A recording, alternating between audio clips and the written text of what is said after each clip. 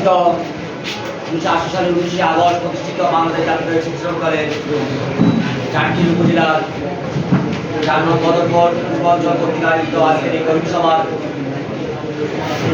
সম্মানিত যুবদল নেতৃবৃন্দ,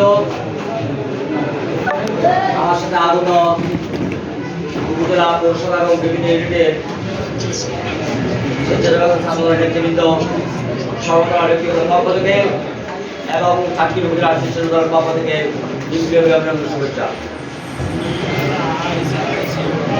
আমি আজকের এই কর্মী সভায় প্রথমে স্মরণ করছি গত 18টি বছর যারা আমাদের মাঝ থেকে হারিয়ে গেছে, অত্র ইউনিয়নের সাবেক চেয়ারম্যান যারা আবুল খায়ের সহ যারা আমাদের থেকে চির বিদায় নিয়েছেন, আমি তাদের আত্মার মাগফিরাত কামনা করছি।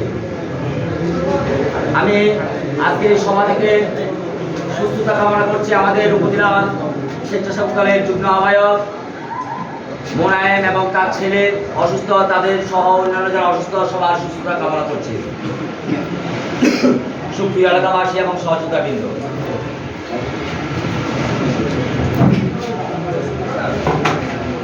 সুপ্রিয় সহযোগিতাবৃন্দ, আপনাদের খুব আশা ছিল, আমাদেরও সে প্রত্যাশা ছিল। আপনারা যেভাবে প্যান্ডেল করেছেন, স্টেজ করেছেন, সবাই অর্গানাইজ করেছেন, সবার সাথে বিএনপি যুবদল এবং ছাত্রছাত্রীদের দিয়ে সেভাবে মত বিনিময় করে যেভাবে সুন্দর পরিস্থিতি তৈরি করে একটি সভা করতে চেয়েছিলেন, কিন্তু প্রাকৃতিক দুর্যোগের কারণে আজকে আমাদের সেটা হয়নি। এটা আল্লাহর হাত। আমি মনে করি এটা আল্লাহর একটা রহমত। এই আল্লাহর রহমতকে আমরা বাইরে হয়তো অনেক বেষ্টিত ছিলাম, কিন্তু আজকে আমরা একটা রুমের মধ্যে আজকে আপনারা সবাই একসাথে, এটা আল্লাহর একটা রহমত। আজকে এই রহমতকে আমরা সামনে ভবিষ্যৎ পথ চলার সুন্দর পাথেয় তৈরি করতে পারি, যাতে আমাদের মধ্যে কোনো হিংসা বিদ্বেষ না থাকে। কারণ সামনের দিনগুলো আরো কঠিন। আমরা হয়তো অনেকে ভাবি যে আওয়ামী লীগ নেই, ফ্যাসিবাদ নেই, হাসিনা পালিয়েছে, সামনে কি কঠিন না ভাই।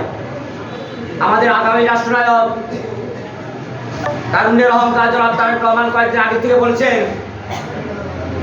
যে আগামী নির্বাচন নিয়ে বিভিন্ন দেশি বিদেশি ষড়যন্ত্র শুরু হচ্ছে, যাতে এদেশের মানুষ ভোটাধিকার ফিরে না পায়।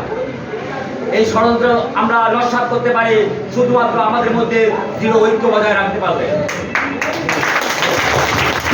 আমি আশা করব আপনারা নিজেদের কোনো স্বার্থ থাকলে সেই স্বার্থ পরিত্যাগ করে আপনারা দলগতভাবে সবাই ঐক্যবদ্ধ থাকবেন। আমি বেশি বক্তব্য দিব না, আমি অল্প কয়েকটি পয়েন্টের কথা বলে আমি আমার বক্তব্য শেষ করবো। প্রথমত